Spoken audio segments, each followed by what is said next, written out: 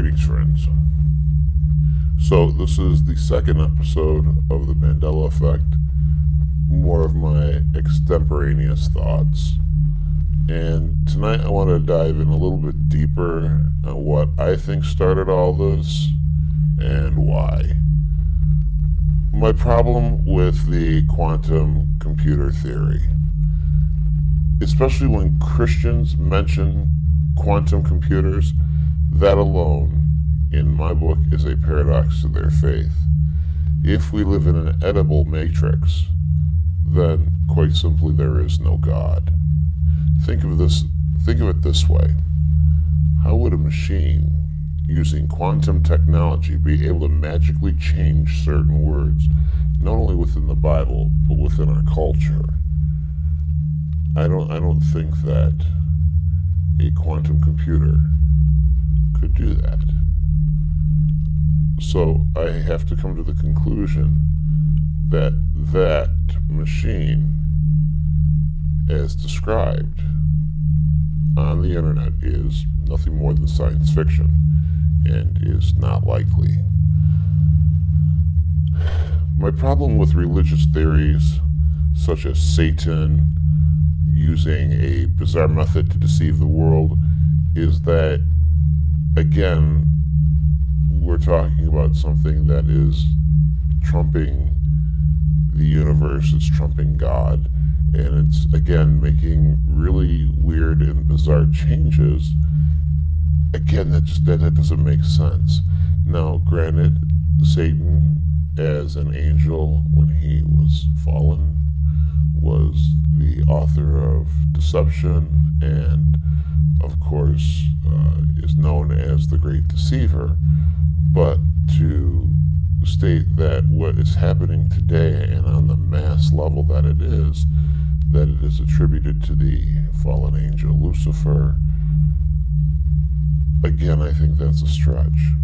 The components of the religious aspect, in my opinion, they're lucid and unclear. Quantum phasing was never ever mentioned in the Bible, not yet. So this is why I keep coming back to the Large Hadron Collider at CERN. Now, stick with me on this one, it makes sense. Colliding particles at near light speed create microscopic black holes, which we know very little, if not nothing at all, about. There are probably serious repercussions for doing what we're attempting, and they are unclear because the subject matter, of course, is unclear. So, black holes created make small fissures into the fabric of space and time, and it feeds off of everything that is near it. Gravity, light, it doesn't matter. It's a black hole, and it devours anything that is energy. Now, when you create a black hole, you're in essence tearing a hole into the fabric of space and time and dimension. So there is a lot to think about before doing something like this. Because what happens is, if you create an event that fractures space and time, it will fracture dimensionally as well. And now you have a fracture that is going both north and south, east and west, in and out, over and under, in all sorts of different quantum ways that we probably haven't even begin to fathom. So now we have this fracture, and the big concern is it continuing on? How far will this fracture go? And from its beginning event, does the fracture not only go forward in time, but also reverse in time? And then again, how far? How much energy is needed to propel something like this? And if it's a fracture similar to that of fracturing glass, then there's a possibility that the fracture might stop, and then there's a possibility that the whole damn thing could shatter. And then I think you and I would have a hell of a lot more on our hands than just the Mandela Effect.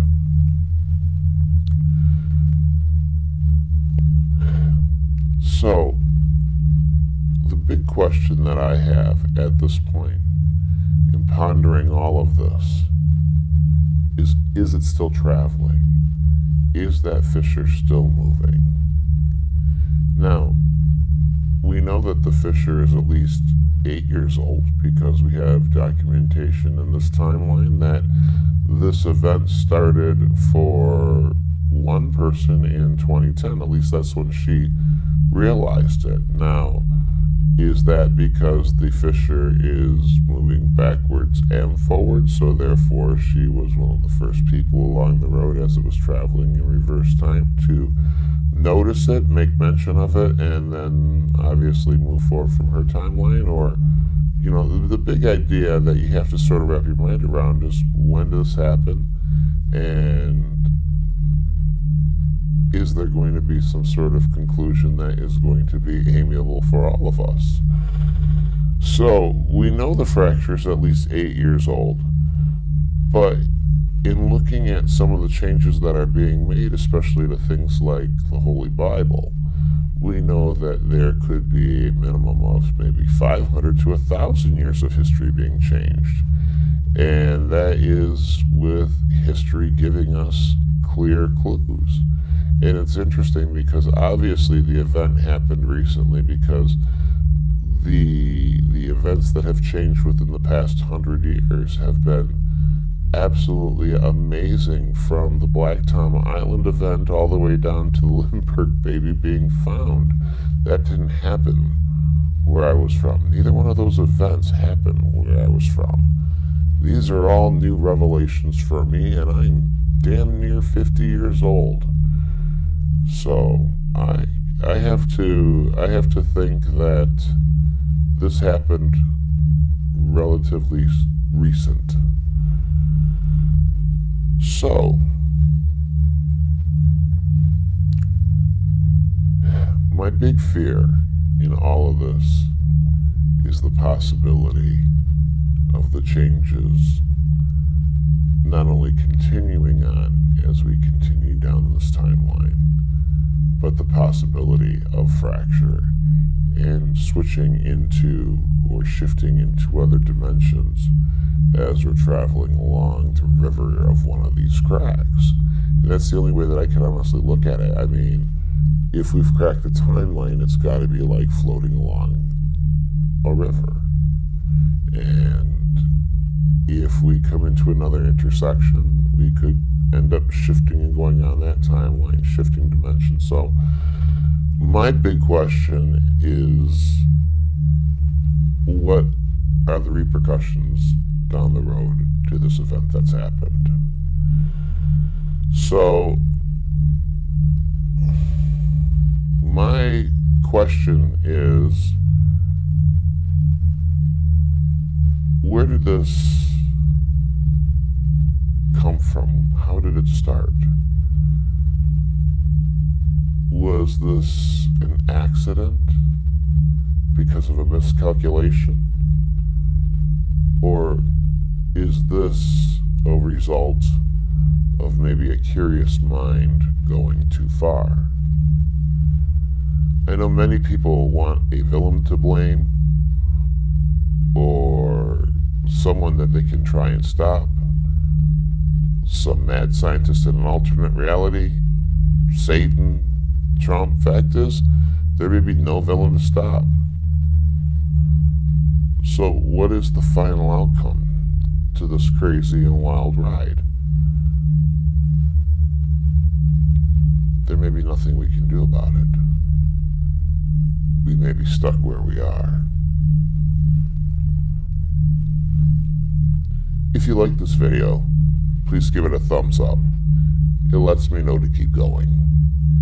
If you like this channel and the work that is done, please subscribe. It really does help out, and it means a lot to me.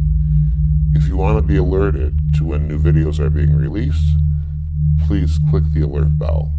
You will be notified as soon as videos come out. And please, please, please leave your comments and your thoughts below in the comment section. I really do enjoy your insight, and I really do learn about this phenomenon from your perspective, and it helps me grow and it helps me understand what exactly is going on. Thanks for watching.